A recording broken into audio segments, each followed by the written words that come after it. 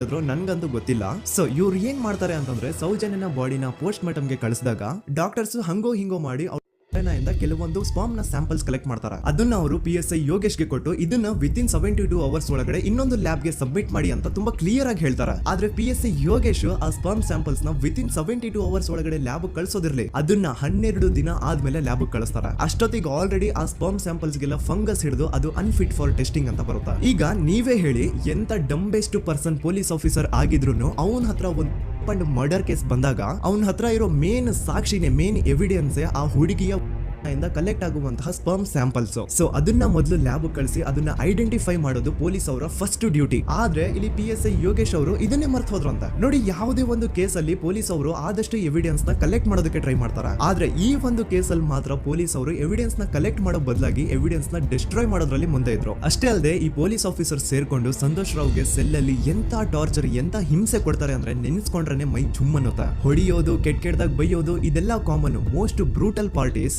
ಸಂತೋಷ್ ರಾವ್ನ ಪ್ಯಾಂಟ್ ಬಿಚ್ಚಿ ಅವನ ಪ್ರೈವೇಟ್ ಪಾರ್ಟ್ ಮೇಲೆ ಬಿಸಿ ಬಿಸಿ ಕುದೀತಾ ಇರುವಂತಹ ನೀರ್ ಚಲ್ತಾರ. ಈ ಕ್ರೈಮ್ ನೀನೇ ಮಾಡಿದ್ಯಾ ಅಂತ ಒಪ್ಕೋ, ಇಲ್ಲ ಅಂತಂದ್ರೆ ನಿನ್ನ ಸೆಲ್ ಒಳಗಡೆನೆ ಸಾಯಿಸ್ಬಿಡ್ತೀವಿ, ನಿನ್ನ ತಂದೆ ತಾಯಿ ಎಲ್ರು ಸಾಯಿಸ್ಬಿಡ್ತೀವಿ ಅಂತ ಬ್ಲಾಕ್ ಮೇಲ್ ಮಾಡ್ತಾರ. ನೋಡಿ, ಸಂತೋಷ್ ರಾವ್ ಜಾಗದಲ್ಲಿ ನನ್ನಂತ ನಿಮ್ಮಂತ ನಾರ್ಮಲ್ ಪರ್ಸನ್ ಯಾರಾದ್ರೂ ಇದ್ದಿದ್ರೆ ಪೊಲೀಸ್ ಅವರು ಕೊಡ್ತಿರುವಂತಹ ಹಿಂಸೆನ ತಡ್ಕೊಳಕ್ಕಾಗದೆ ಆ ಕ್ರೈಮ್ ಮಾಡಿಲ್ಲ ಅಂದ್ರೂ ಮಾಡಿದೀನಿ ಅಂತ ಒಪ್ಕೊಬಿಡ್ತಾ ಇದ್ವಿ. ಆದ್ರೆ ಸಂತೋಷ್ ರಾವ್ ಮೆಂಟಲಿ ಇಲ್ಲಿರೋದೇ ಅವನಿಗೆ ಅಡ್ವಾಂಟೇಜ್ ಆಗೋಯ್ತು. ಪೊಲೀಸ್ಗಳು ಸಂತೋಷ್ ರಾವ್ಗೆ ಎಷ್ಟೇ ಹೊಡೆದ್ರು, ಎಷ್ಟೇ ಬೈದ್ರು, ಎಷ್ಟೇ ಬ್ಲಾಕ್ ಮೇಲ್ ಮಾಡಿದ್ರು ಸಂತೋಷ್ ರಾವ್ ಬಾಯಲ್ಲಿ ನಾನು ಈ ಕ್ರೈಮ್ ನ ಮಾಡಿಲ್ಲ ಅಂತಾನೆ ಬರುತ್ತೆ ಹೊರತು ಆ ಕ್ರೈಮ್ ನ ಅವನು ಒಪ್ಕೊಳ್ಳೋದೇ